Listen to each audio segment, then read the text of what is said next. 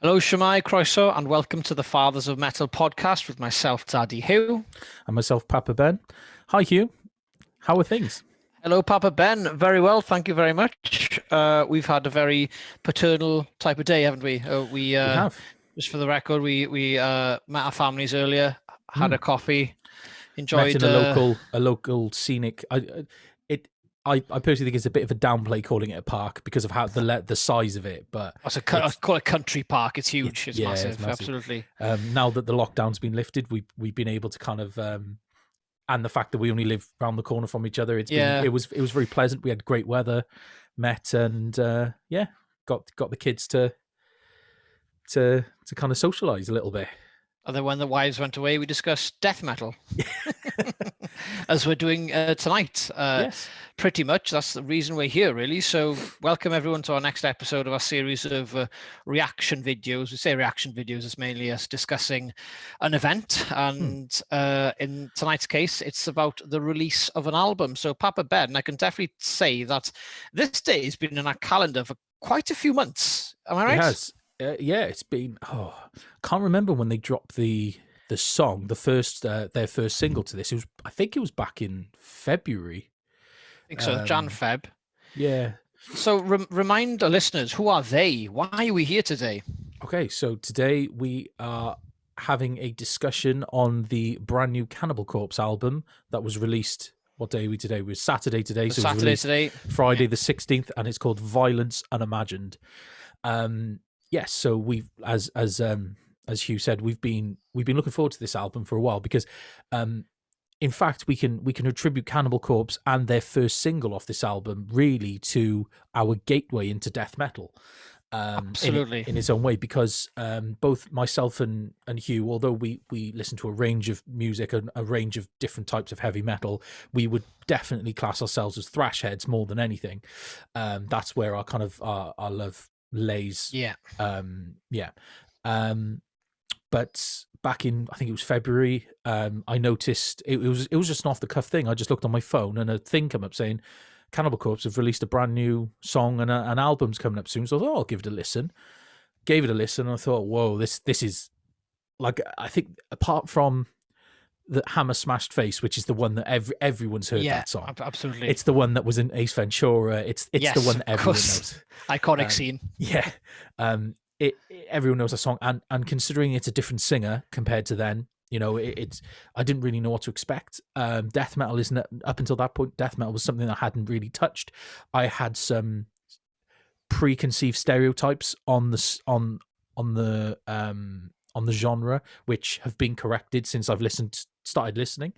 Listened to the first single from this album, which was called Inhumane Harvest, and absolutely loved it. Contacted you and said, I think we need to do a reaction on this, and that's become our gateway into death metal, really. So as you can imagine, we were very, very excited to know, we knew this album was coming out on the 16th of April and we couldn't wait for it. Absolutely. There's actually quite a few albums coming out this month. There's another 2 coming out on April the 30th, which we've discussed in a later video. But this has been in our musical calendar for quite a little while.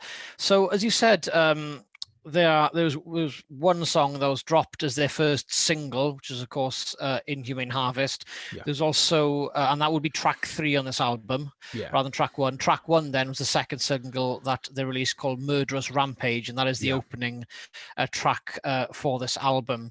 And you and I were just you were chatting earlier about, we were starting to become slightly more familiar with Cannibal Corpse and death metal in general. Of course, you mentioned their song Hammer Smash Face, which is on the Spotify list. It's the top one, as well as I think Inhumane Harvest. I think Scourge of Iron, another album. I think is so number 3.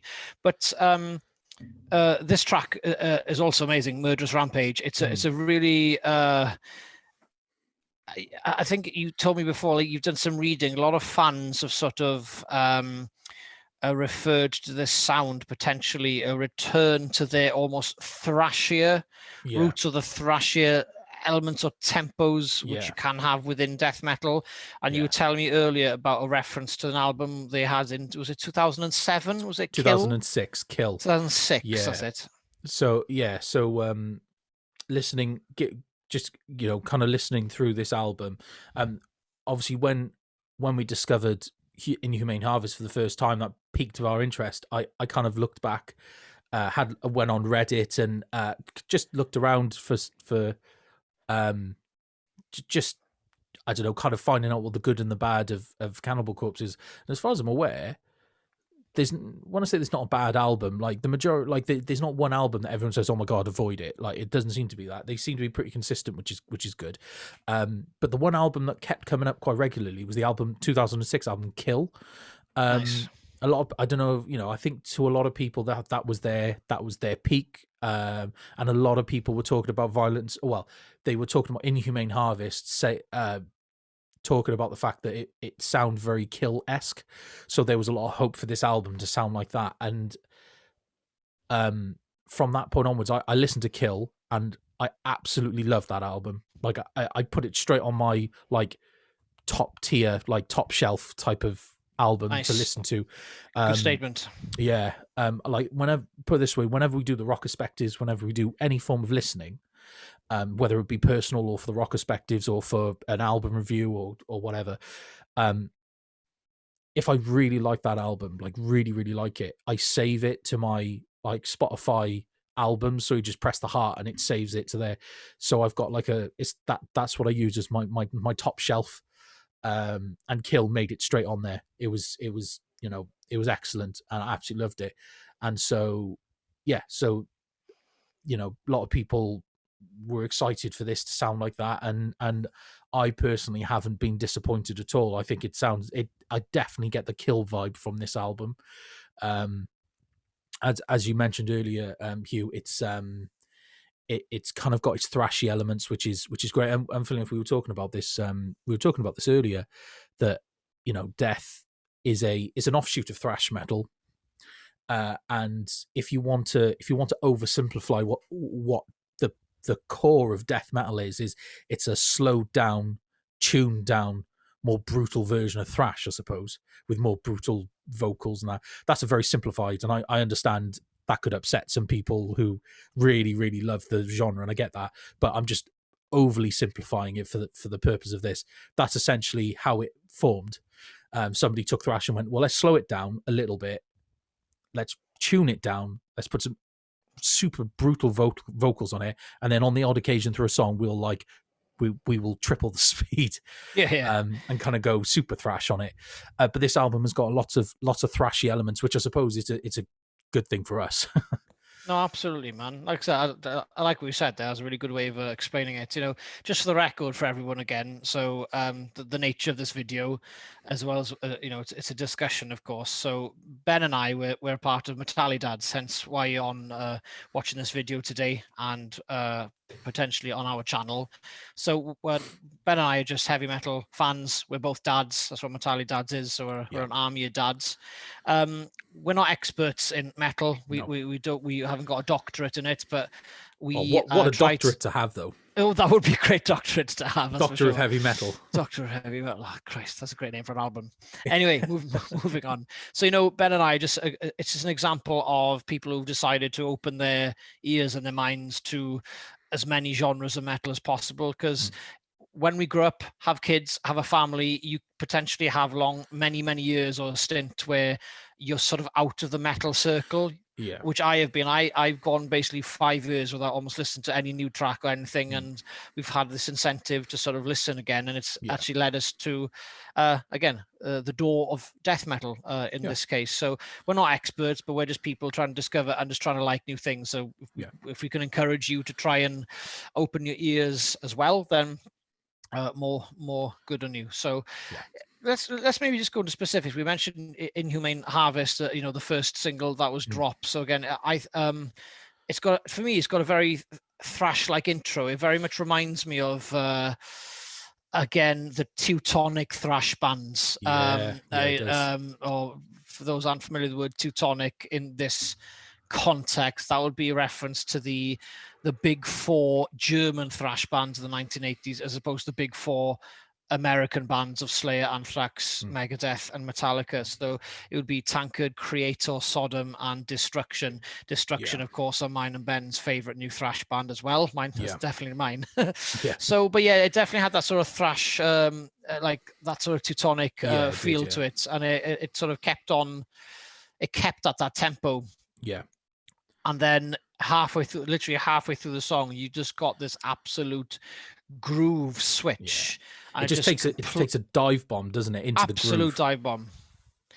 But again, it's sort of, I think that's a nuance, one of the nuances of death metal. It just hits this groove. It just makes you, again, me doing the bass face. You're just going back and forth, and it really physically moves you. Like it's beyond tapping your foot. You just want to move your entire body to this sort of new beat or new groove that they did. So that drops about halfway, and then it sort of finishes as it sort of started, really, on that riff. So this is again a great gateway, because it had that thrash element, as we mentioned before. As in upon first listen, and you and I are traditionally from the thrash diaspora, if you want to call it that. It was a nice sort of like pulling us in with a rope type of thing. And that was that made me then want to know a bit more about the genre, and specifically get very excited about the album. So again, maybe mention vocals, Ben, because we were chatting earlier, and you mentioned that I think the band have had two prominent singers. I'm really not familiar with the lineup history of Cannibal Corpse, as I'm very, very new to them. But I know the singer is he's very much followed. He's very charismatic. He's got the like Dee Snider of Twisted Sister, known for having the biggest neck in metal music. He looks like a wrestler. Looks like he looks like a wrestler, but there's a lot of photos of him in teddy bear shops and stuff as of late. He's a very charismatic's a great word. I've watched a lot of again since listening to Inhumane Harvest, done a little bit of research, and if I'm off on any of this research, I apologize. It's just what I'm reading or my perception of what I'm listening to or whatever. But yeah, he seems to be possibly we talked about this with Tom Araya as well, one of the nicest guys in metal. Absolutely. And I'd say Corpse Grinder is up there. Like there's all these stories about whenever they go on tour, he'll go in, and the claw machines that get the fluffy toys, where every city there, and he'll go in there, win a load of toys, and when he gets back home, he donates them all to charity and stuff like that. And there's a video of him going to one of the supermarkets in America, going to their clearance toy section and just buying just because he loves it. He's like, oh my god, all the Lego stuff. He's like, if this was on clearance, I'd be buying it all. He loves absolutely. It. He's a real, he's an avid gamer. He's a massive World of Warcraft fan. Oh, really? Okay. Oh, cool. In fact, some of the songs of he's a World of Warcraft fan, and if anyone knows anything about that game, there's two factions, Alliance and Horde, and he's a Horde guy. He's got the tattoo of the Horde symbol on the inside of his arm here. Oh, okay, cool. And a few of the and he's got such a hatred for the Alliance as a result of it, that even some of the songs on some of their albums are dedicated as a big like fuck you to the Alliance. Oh, no way. That's hilarious. I did not know that at all. He loves it. Absolutely loves it. And he just comes across a really nice guy. And funny enough, there was an interview he'd done with Kerrang. I literally think it was today. Oh, really? Talking about his neck. And he said, he said like he stated before that the reason why his neck is so big is because he spent a lot of his youth doing powerlifting. So hence that, and wrestling. So that's why his neck's so big.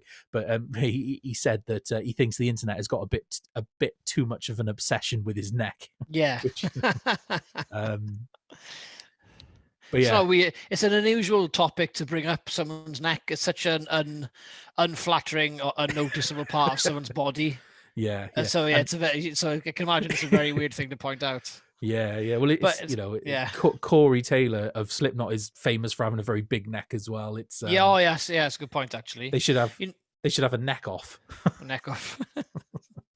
Oh, anyway, talking of neck, I'm more interested as well in the inside of the neck. So especially talking about vocals. Yeah. I hope you like my transition there. Thank you. Right. So as far as I know, I think they're two high-profile singers, and again, this might be an offensive term in death metal circles, but I think sometimes you can describe a lower, bassier, low-end growl of death metal would sometimes be referred to as, I think, the Cookie Monster type of technique. I think Morbid Angel, from my memory, had this as well. So that was the earlier singer, from what Very I like understand. Napalm Death. Yeah, absolutely. But then, so Corpse Grinder Fisher. Well, George Fisher. George Fisher, that's it. So he has, again, he's still got that low end growl, but then he'll almost like merge sometimes into the black metal scream, not like super like Danny Filth, not Up in the Gods, but like specifically in Dynamics, absolutely. So, for example, in Murderous Rampage, you'll have that low end growl, that it'll sort of go a lot higher. And then when he sings like the line, is it "A Million Ways to Die"? I think that's the line. It just becomes a lot more clear rather than the low growl. It just becomes a lot clearer in the way he sort of shifts the technique type of thing. It's a very palatable. Palatable for me, again, very good word. Yes, palatable is the right word. Like for me, what's put me off death metal for so many years is the vocals, because I'm a singer personally, a clean singer for the record, but I can do the roughest stuff as well. But no, I'm trained as a clean singer because that's what I've been doing. So I've never been a huge fan of death metal vocals, but I think I listened to Converge's Jane Doe album on a day I had a bit of a dark day when my wife was in hospital, which I mentioned in a previous video. So I needed some type of noise or some type of no offense to Converge fans, but I needed some type of heavy atmosphere to lift me, and Jane Doe sort of loosened up my listening. And since I listened to that album, I've been able to accept and actually enjoy heavy guttural singing. And so hearing this version of singing by George Fisher, I just loved it. I just thought it really encapsulated the energy and the type of thrash and the guitar tone and the blast beats, everything. It just really it just harmonized very well with everything. So I think he was, and I make fun of your use of this term, but as you say, it's on the sweet spot. Isn't it? And that's the thing with I mean, this is talking from my very, very limited knowledge of death metal. If you, I'm sure they have both have got fans, but I would definitely say like George's way of harsh vocals is much more accessible and to my ears much just a much nicer experience than, I can't remember the I apologize to anyone, I don't want to cause offense, but I cannot remember the original vocalist's name who was on the first 2 or 3 albums. But much more, it's if anyone doesn't know what we're on about, if you've heard the song Hammer Smashed Face, which a lot of people have, again, Ace Ventura, that's the original singer, super super super low, and almost you're kind of almost touching sub bass, but in order to and that the issue. And I think this is the hurdle that a lot of people can't get over, because I think a lot of thrash fans would be into death metal if you took the music of death metal and just put a kind of more thrash orientated singer on it.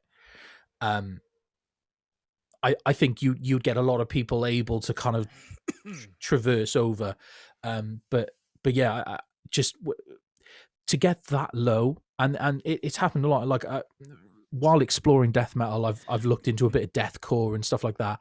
I can tell you, for me personally, I see the advantages of deathcore, which is a subgenre of death metal. Again, it blends metalcore and death metal, but I think the vocals to me anyway for deathcore is kind of very like old school death metal, where I think death metal's taken a bit of a turn. And I think you could possibly say George has done that to death metal. He's taken it from, I think the stereotype. If you were to ask anybody the stereotype of death metal, everyone's always says it's the inaudible vocals. That's the one thing that stands out. But George has very audible vocals. You can understand a lot of what he's saying. I don't listen to vocals very often for the lyrical purpose. I No, listen to it as an yeah. instrument, so Yeah, therefore absolutely. my way of listening to it is I'm not worried about the lyrics so much, but I can understand a lot of what he is saying on every song. Yeah. Where you know you listen to maybe a lot of the more old school Death and the stuff with the original singer, and I can't make a single word out, not a single word.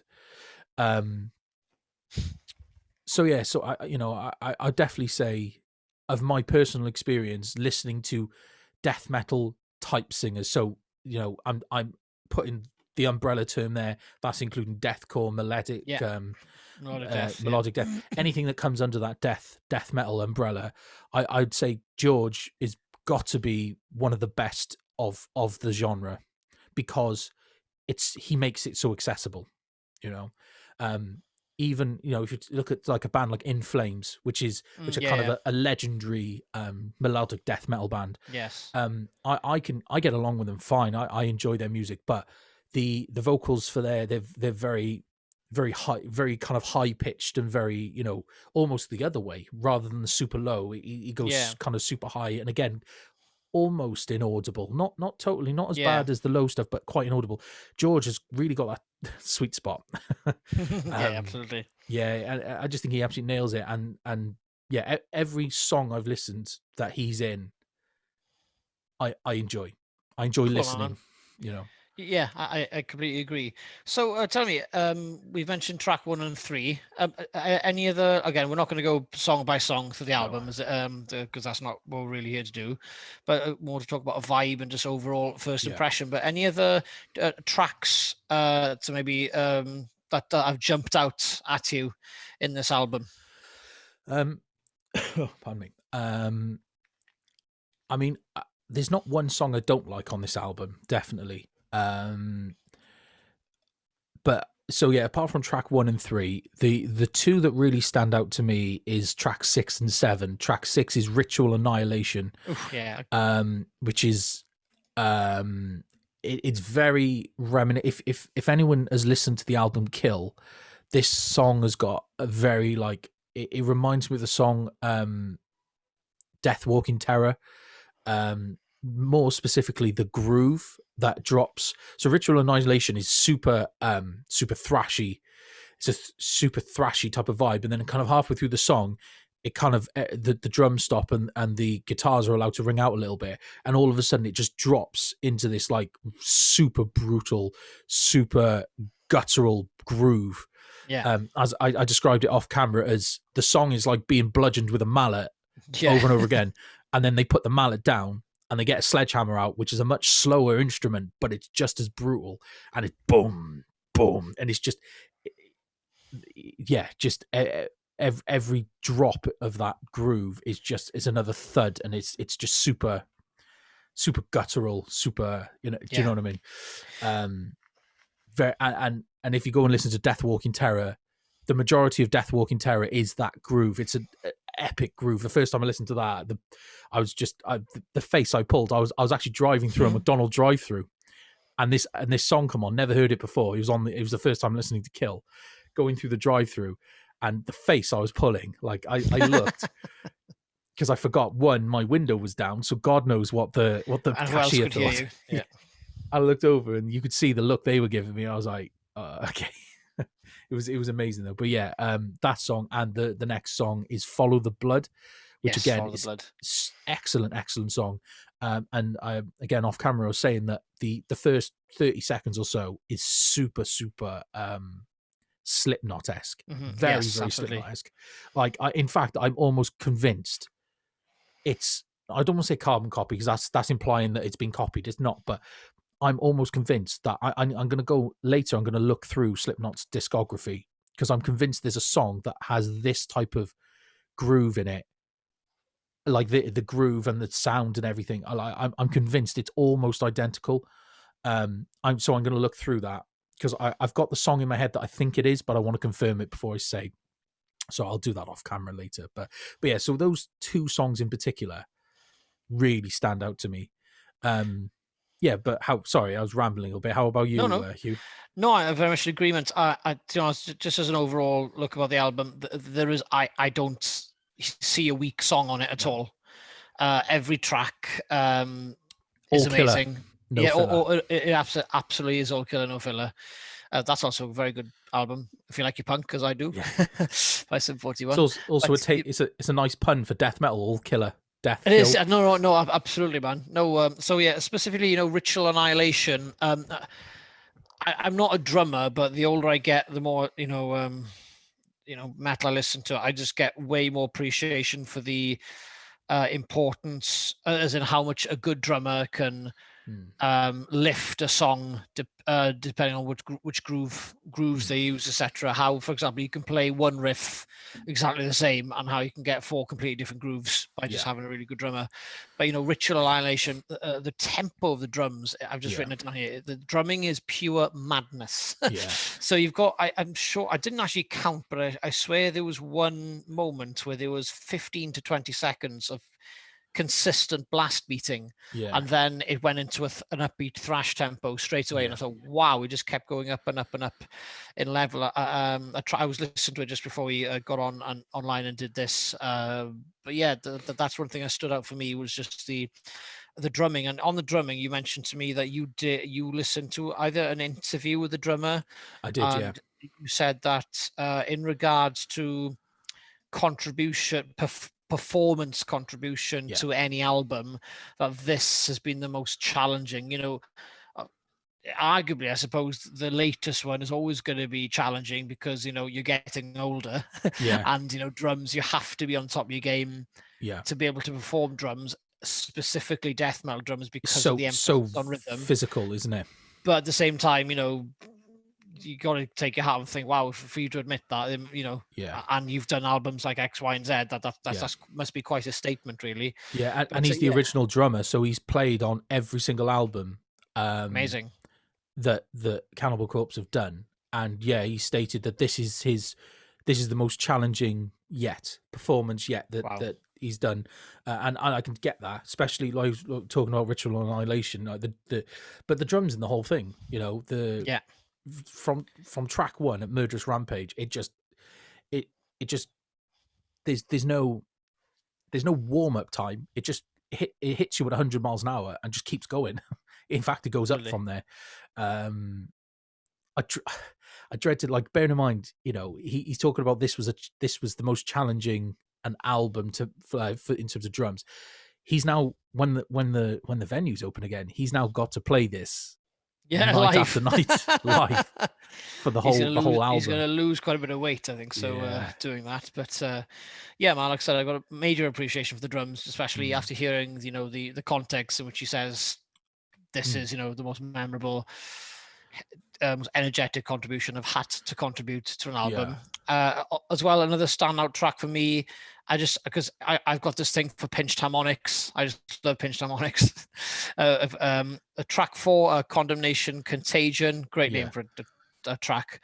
It's got the opening riffs. It's just got, I think, every other note is a pinched harmonic, I think, on the same fret or the same few frets, and the guitarist basically just consistently pinches these pinched harmonics with a great deal of consistency. And it's just a nice sort of metallic industrial type of sound, which you get with a pinched harmonic in a metal track, especially if it's down tuned. But that to me is something I think is very nuanced as a death metal trait, I suppose.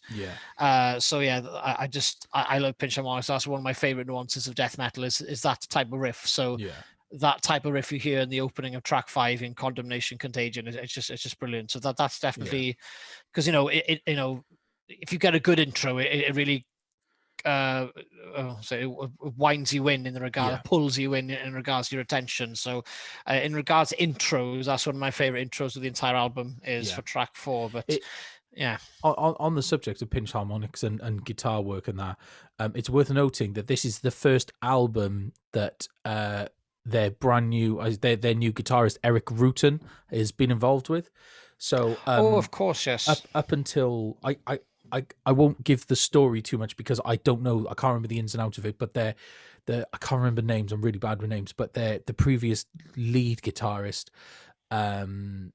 was he had trouble with the law. I can't remember. Oh, right, okay. I want to say it was trespassing and burglary, and then they went to his house and they found like a full-on arsenal, like flamethrowers, and they found loads of stuff. And yeah, so he kind of, I think he left before he was sacked. But as far as I'm aware, there's no bad blood in the band. They wish him well, and they hope that he kind of gets back on his feet. And as far as I'm aware, he has got back on his feet, so that's great. But he wasn't able to contribute to this album, so Eric Rutan took over. I say took over, like he's got writing credits on this album. This was before this album was written, but Eric had previously produced their last two albums, so he's got a very good understanding of what was needed. Sound. And I remember, again, like my memory is terrible, but again, looking at an interview with the other guitarist, I apologize so much for I can't remember names, and vaguely the interview, basically he was saying that like that Eric's skill is unbelievable. Like they couldn't get it, like his contribution to the album especially, they were just saying like just bigging up like how good of a guitarist he is. And I want to say the other guitarist basically said he struggles to keep up with him. Like he's, you know, wow. Yeah, he's held very highly in regard, I think, in the death metal, in the death metal scene, circles. Scene. Yeah. I want to say he had something to do with Morbid Angel. Okay. Eric did. I want to, yeah. Again, if you Google his name, it'll come up with all the stuff. But he's well regarded, and he's a very talented guitarist. And on that subject, obviously we're talking about the pinched harmonics. To do those consistently over and over again is a skill in itself. It is absolutely, man. Like we both know what it's like, and to hit them every single time, and kind of and to do this live, and I'm sure he can do this live as well. It takes a lot of skill. But the thing I can take away from this album is that the thing I appreciate, I don't know if it's with death metal in general, but with Cannibal Corpse, is I always appreciate a guitar solo. I'm a thrash head. I love guitar solos. But the thing that I appreciate with Cannibal Corpse, at least, is they have guitar solos, not in every song. It's kind of, I'd say this maybe off the top of my head is 4 or 5, but none of them are particularly long. They're kind of very short, very sweet. But I think level, it's a nice in and out. I think so. It's used more as a transition than it is as a right. Here's the solo bit. It's kind of the solo bit is used as a way to transition. But the solos in this album, I've described them as virtuoso levels of. Absolutely, there's a lot of sweeping. There's a lot of work on the towards the top end of the neck. There's a lot of stuff that you'd hear on something like a Malmsteen album. There's that kind of feel almost to it. Yeah. It's very skillful, very technical.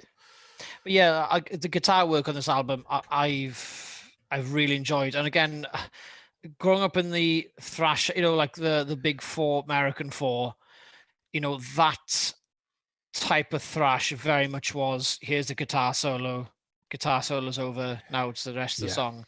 So, you do have sort of carbon copies of each other's songs. Not that I'm bashing the songwriting abilities of any of the bands, but that's very much like the standard rock song where you have a guitar solo. It's just an inevitability. So I don't really know what's the norm in death metal in regards to the concept of a guitar solo, which is a lot more prominent in thrash. Don't think it is at all in black metal. From the black metal I'm familiar with, it's about the atmosphere and the chord sounds and the discords specifically. But by listening to Cannibal Corpse, actually made me realize, there's actually guitar bits, twiddly bits in death metal. I didn't realize there was. So I don't know if it's just specific to Cannibal Corpse. Time will tell, as I'm going to listen to plenty more albums going forward. But I really enjoyed just the solo guitar contributions. Again, it reminded me of little bits of Arch Enemy, especially the tone of that, just like the palm muting when the solos are palm muted single note or a couple, 2 or 3 note sequence. It really definitely reminded me of Arch Enemy. Again, a brilliant melodic metal band, whether you like them or not, I'm not really bothered about. But talking about the guitar, one thing I think this album is great.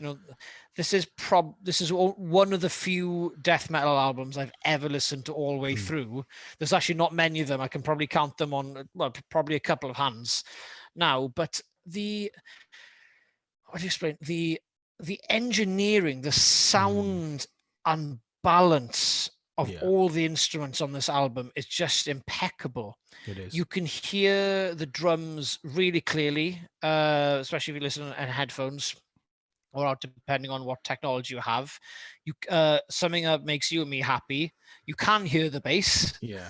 I can hear the bass, and it's not the always. Bass work is very skillful as well. It is very skillful. It's not doing exactly as the guitar's doing. You will hear bass fills doing something different to what the guitar is doing in different bits. So sort of, that's nice because it's something different, and it sort of breaks up each of the sections. But again, you can hear everything. You can really clearly. That's one major tick I have about this album is just the engineering, the sound engineering. I think it's impeccable. It really is. And I think I can't say that's something that they've always achieved because I haven't listened to every album, but it's a similar experience to Kill. You listen to that album and you can hear everything. And depending on if you've got really good quality earphones or like in-ear monitors, like I was listening to I can't remember which song it was off Kill, but like I could hear the pick being twanged off a bass string.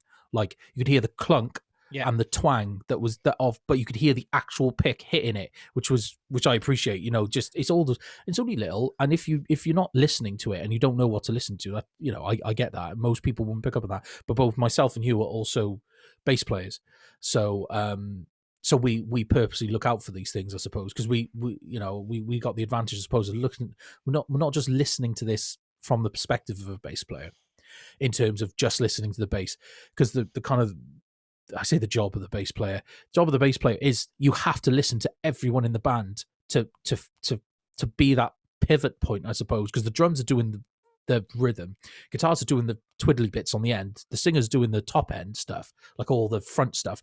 You've got to sit there and kind of go, right, they're doing that, how do we merge that together and make it all into one? So you've got to listen to everything.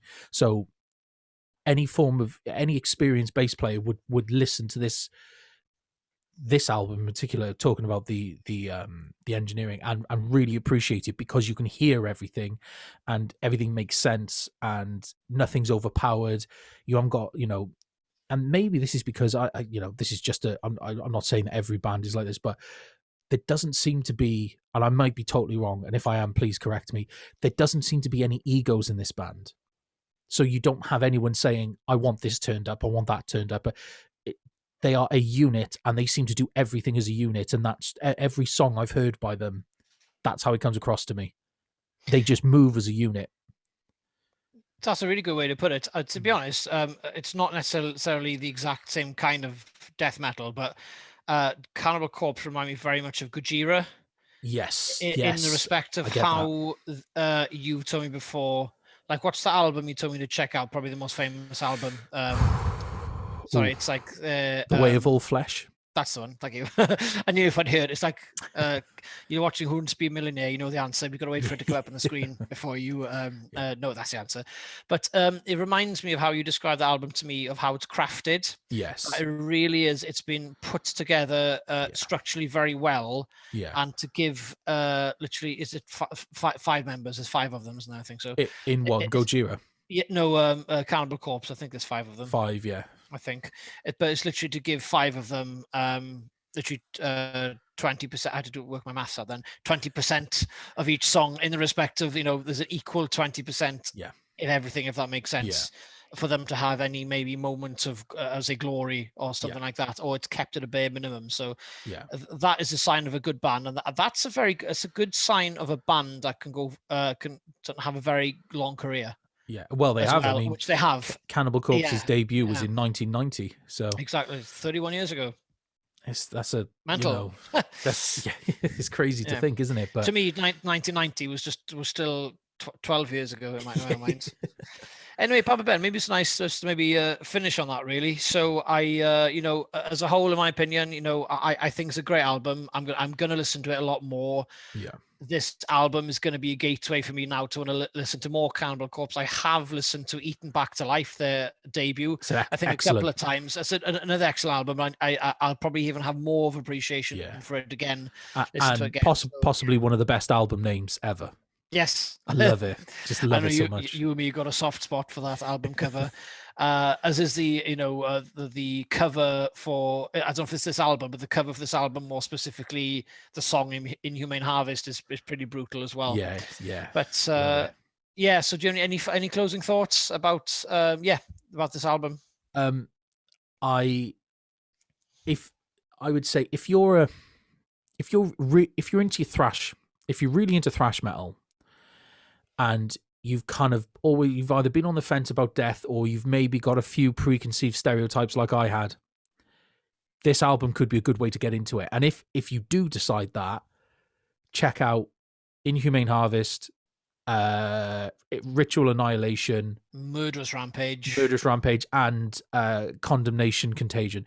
Like, so even if you don't want to listen to the whole album, just listen to those 4 songs, and I'd say that's a good gateway. If you like your thrash, and you're like, okay, maybe I can, and if you think you can tolerate the vocals, because George really does a good job of making it accessible. Just accept it for what it is, just kind of,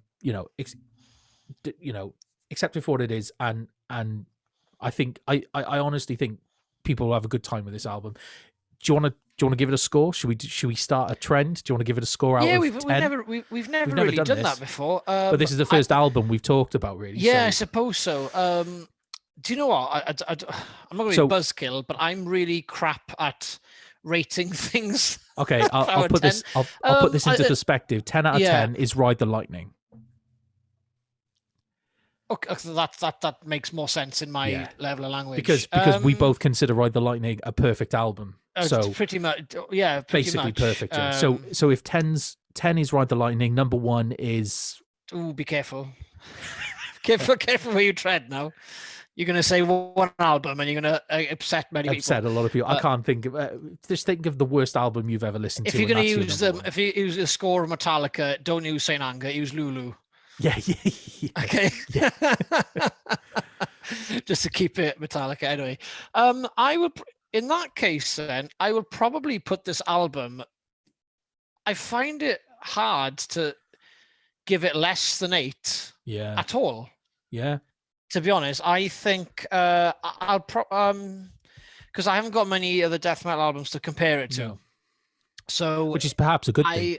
Which is perhaps a good thing, but just so I'm not thinking, just to be safe, I'm probably going to give it. I'll give it 8.5 out of 10. I think it's. I thoroughly enjoyed it.